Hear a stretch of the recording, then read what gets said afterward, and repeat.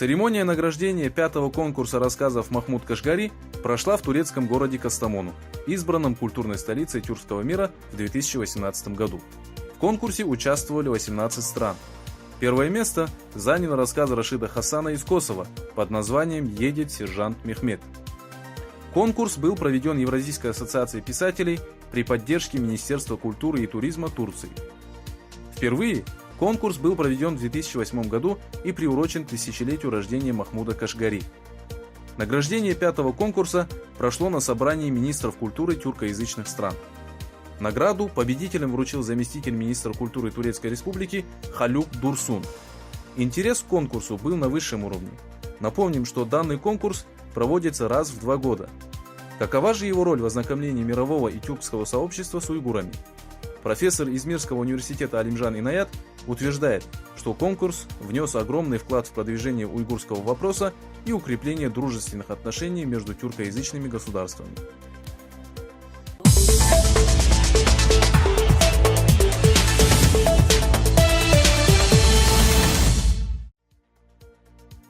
В статье журнала «Азиатский диалог», издаваемого Ноттингемским университетом под названием «Лагеря в Синьцзяне схожи с лабораториями Стэнфордской тюрьмы», указывается, что китайские власти проводят опыты над заключенными.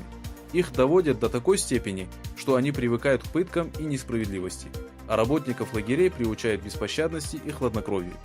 Власти Китая под предлогом борьбы с терроризмом и обеспечения безопасности уничтожили всех, кого подозревали в терроризме. Сейчас же они утверждают, что религия и национальная идентичность являются источником всех проблем и пытаются искоренить религию и национальный дух жителей Восточного Туркестана. Пытки и издевательства над заключенными в лагерях – наглядное тому доказательство. В статье описывается опыт, проведенный в 1971 году профессором Стэнфордского университета. Профессор предложил студентам сыграть в игру. Часть студентов играла роль надзирателей, а другая – роль заключенных. По прошествию некоторого времени профессор заметил развитие жестокости и агрессивности у студентов-надзирателей, а у студентов-заключенных резко снизилась сопротивляемость произволу и несправедливости. Автор статьи утверждает, что Китай посредством лагерей намерен добиться подобных результатов. Однако, даже если у некоторых заключенных наблюдается нарушение психики и страх, то большая часть узников синьцзянских лагерей устойчива и не перестанет противостоять несправедливости.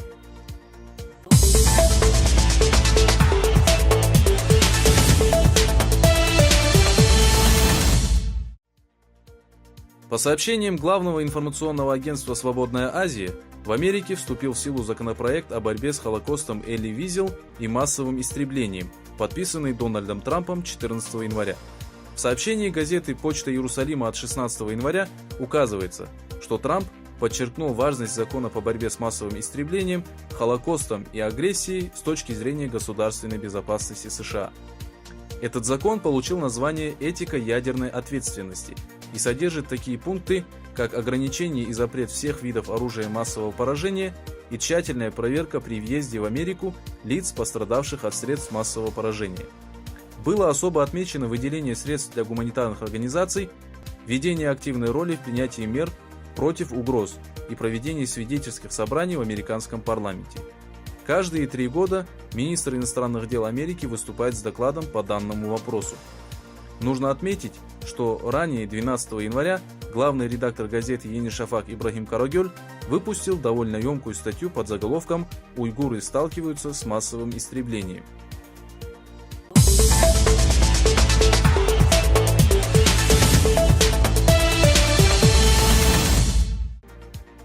Долан, содержащий в себе доланский мешряд, мукамы, картины доланских крестьян, предметы повседневной жизни и многое другое – это интересная, имеющая глубокий смысл, социально насыщенная и вобравшая в себя многовековой опыт доланских уйгуров культура.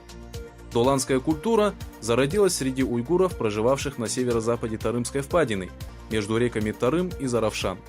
Особое место доланская культура заняла среди уйгуров южного региона под названием Мекит. Жители данного селения занимались рукоделием, гончарством, сельским хозяйством, строительством, искусством, музыкой, танцами и торговлей, которую они вели честно и порядочно.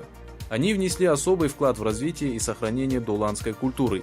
Именно от них доланская культура передавалась из поколения в поколение и дошла до наших дней. Их особая любовь к искусству и другим человеческим ценностям отразилась на доланской культуре, которая в свою очередь оказала позитивное влияние на соседние народы. Долан – это культурное наследие всего человечества. Посетившие когда-либо Долан и познакомившиеся с доланской культурой описывают жителей Долана, его культуру и природу следующими эпитетами: родина мукама, мяшряпа, картин доланских крестьян, колыбель искусства и природный музей культуры.